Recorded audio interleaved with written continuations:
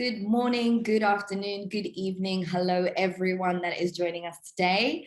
It is Monday. It is a bright and early start to the week, and I am delighted to be joined by Paul Lewis for in conversation with our judges for Women in IT Canada edition. Hi, Paul. How you doing? Excellent. It's a great morning. It's nice and warm out. The pool's open. Looking forward to it. I've seen that there's going to be some great weather out in Canada. I'm pretty jealous. We should be having some good weather out in the UK, not happening. Yep, it's the start of summer. So we've got lots of barbecues. Our long weekend was last weekend, so now is the big 4-month stretch. Oh, wonderful, wonderful.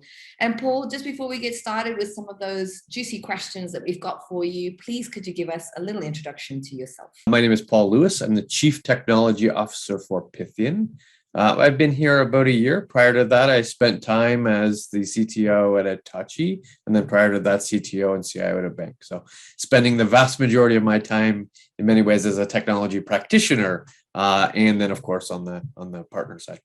A long and prosperous career. And obviously we have had the privilege of knowing you for quite some time now, which has been wonderful, and to have you as part of the family of the Women in IT series. And of course, over the last 2 years, you have been involved on a virtual basis. And thankfully, in a few short months, we will be coming to you live once again since 2019 to host the summit and the awards. So we couldn't be more excited. And we ourselves have faced some of our own challenges with doing some of those pivots and the transformations that have been going on. And Paul, I'd love to hear from yourself just a little bit about, obviously it's been a transition professionally, but also in those teams and those organizations, what have been some of the challenges and also the opportunities and achievements that you have had over these last 2 years? So I'd argue that achievements and challenges are the same thing, right? You can't achieve or even fail at achieving without enduring some sort of personal, professional challenge. And even failures, of course, bring lessons learned. I would argue even failures are an achievement. For me at Pythian, I've been here for a year.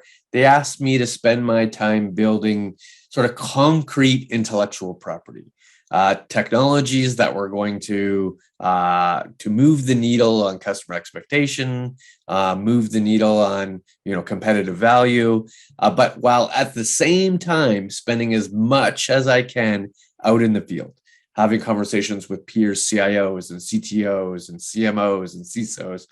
That's created an interesting challenge of time, right? How can I travel 150,000 miles in a very short period of time while also engaging dozens of people building new software, which requires collaboration inside the organization? So that's sort of been both the achievement and challenge, at least this year so far. And I'm sure you've met with an array of people and professionals.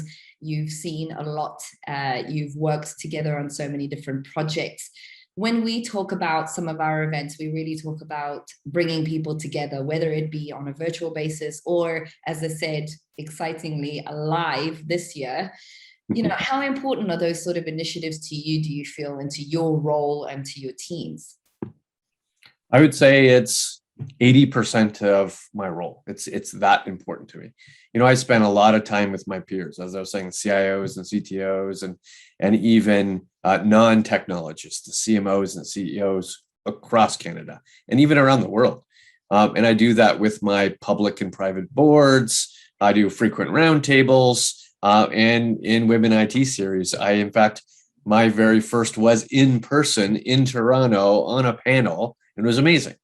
In fact, I've had the privilege of being on a panel. I've had the privilege of moderating, and this year I have the privilege of being a judge in the awards. And to me, women in technology is a fundamental requirement in those peer conversations. How do I engage not just on the technology front and the technology solutions, but how do I engage beyond technology practice? How do I add angles of diversity? How do I add angles of sort of people practice and people perspective? And how do I reach beyond my personal network into a network that's far deeper and richer and valuable, both within Canada and outside of Canada? It's really just this balance of diversity, inclusion, people in practice, that is the fundamental reason why Women in Technology Summit is so important. That's wonderful. And thank you so much for, taking the time to get involved, become part of the family. As I said earlier, you really have, as you said, taken on a few different roles with us. And I'm so glad that you keep coming back and supporting the event all the way through. So thank you very much for that. And of course, there's so many initiatives out there that are so important. And I know that you do more than just support ours. So we'd love to hear from your perspective what you've been up to, what other initiatives you get involved with, and why they're so important.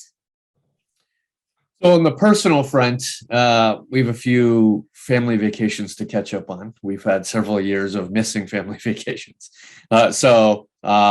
Unfortunately, it's been such a long time that the expectation of awesomeness is sort of through the roof, right? It's required me to step up a notch in terms of the actual planning and the amount of fun and experience we're going to have for a little family of four. And of course, that's challenging because it's challenging to travel with all the rules and changing rules and what's needed to come into a country, what's needed to come back. So that's fun and interesting. Outside of the personal side, the professional side, not only do I spend time sort of with the boards and my peers, but I also like to spend time on the academic side. So I teach and on the board of Schulich School of Business, Masters of Artificial Intelligence and Masters of Business Analytics. Allows me to see those up and coming talent, right? All the post MBA grads that are looking to be data scientists and what kind of what practical angle these academics require to do real good, create real insights.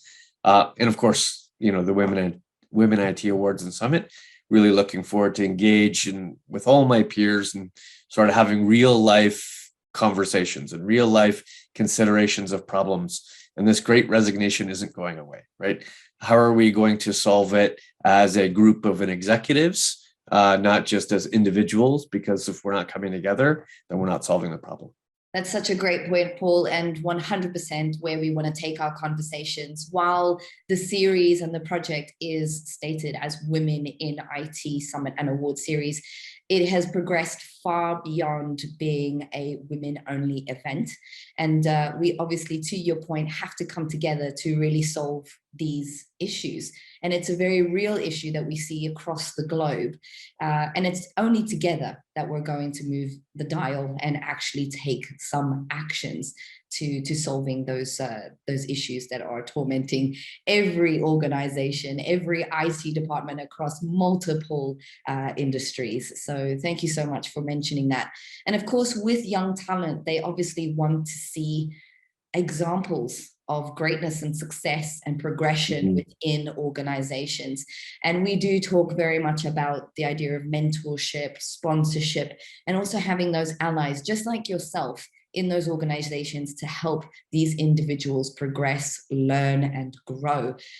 So from your perspective, just thinking about that allyship angle, just thinking about supporting everyone and making sure that everyone is heard and has a place at the table, can you give us some examples of how you go about doing that? And again, why you feel that this is so important and that we need to have more of these allies at these events with us and joining in these conversations? In my opinion, the career advancement in technology is a complex thing to navigate. It's not just expertise. In fact, if anything, it's very little expertise, because mostly expertise is people in the field, right? It's the programmers, it's the data scientists, it's the software engineers, where as you go up through the hierarchy, it's way less about expertise and way more about experience. Well, experience requires diversity of thought. It requires leadership beyond a technology leadership. It requires inspiration. It requires motivation. It requires perspiration. All of that requires, a diversity in conversation. We need to be advocates in any sort of diversity of thought conversation, diversity of people conversation.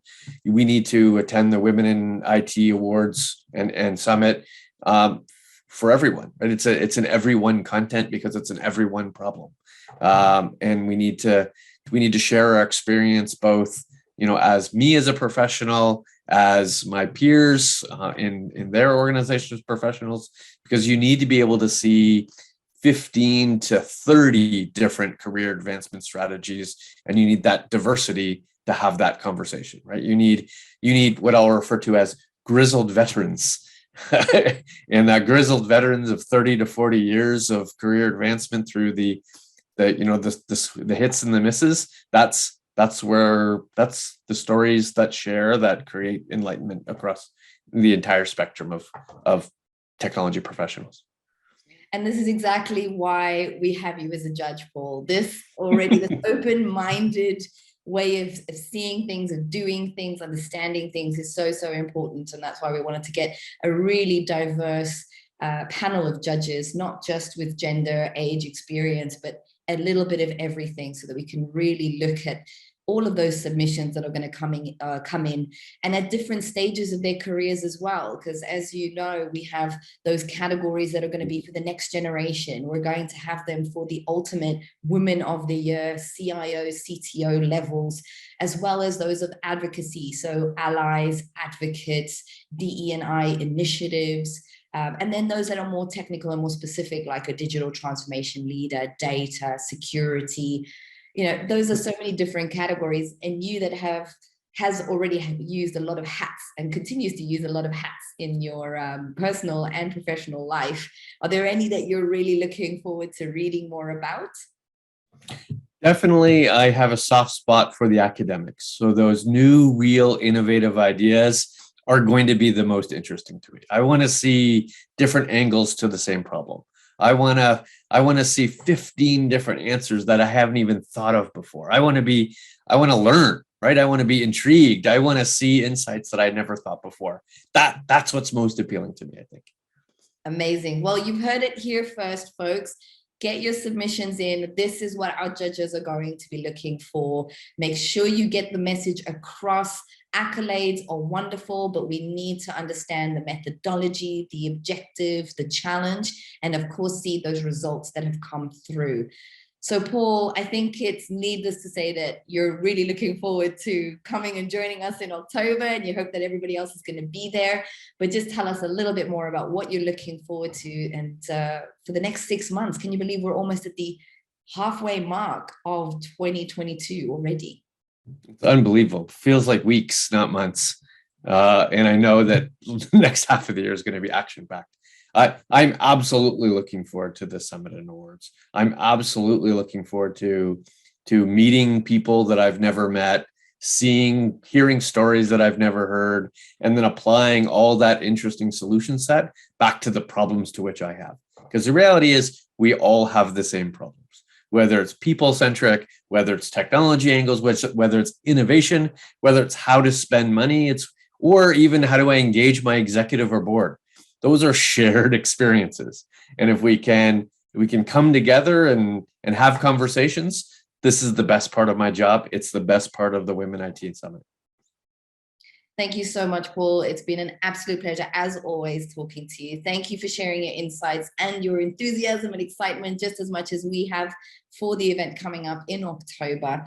And all I can say is we cannot wait to see you there. And the submissions will be coming through very shortly because the deadline is coming up. So again, urgency to get your submissions in. If you have any questions, please reach out to the team. Obviously, Paul's going to be on LinkedIn, but he's going to be there as just wishing you luck. And then he will be judging your submission. So you get the opportunity to have your submission viewed by these amazing and esteemed judging panelists. So don't waste this opportunity. Really get that in. It's the first time we're back, as I said, since 2019. You've had so many years of amazing transformation, comebacks, success stories that we want to hear about. So thank you so much. And again, Paul, thank you for your time. We'll see you soon. Thank you.